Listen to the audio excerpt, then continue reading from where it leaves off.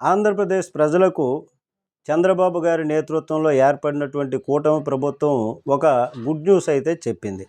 అది ఏంటంటే సూపర్ సిక్స్లో భాగంగా ప్రకటించినటువంటి ఉచిత గ్యాస్ సిలిండర్లు, వంట గ్యాస్ సిలిండర్లు పంపిణీ పథకాన్ని దీపావళి పండుగ సందర్భంగా అమలు చేయాలని చంద్రబాబు గారు నిర్ణయించుకున్నారు.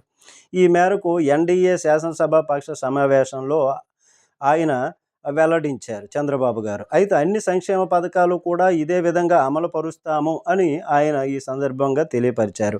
మహాశక్తి పథకం కింద ఉచితంగా 3 వంట గ్యాస్ సిలిండర్లు ఇస్తామని చంద్రబాబు ఎన్నికల మేనిఫెస్టోలో ప్రకటించినటువంటి విషయం తెలిసిందే. ఈ పథకం ద్వారా తెల్ల రేషన్ కార్డు ఉన్నటువంటి లబ్ధిదారులకు ప్రతి ఇంటికి కూడా 3 గ్యాస్ సిలిండర్లను ఉచితంగా ప్రభుత్వం అందించనుందని ఈ విధంగా ఆయన తెలియజేసుకొచ్చారు. అయితే ఇదే కాకుండా ప్రతి అభివృద్ధి కూడా సా చేస్తాము, అలాగే సంక్షేమ పథకాలు కూడా అమలు చేస్తామనే విధంగా ఈ సందర్భంగా తెలియచేసుకొచ్చారు ఆయన. నమస్తే.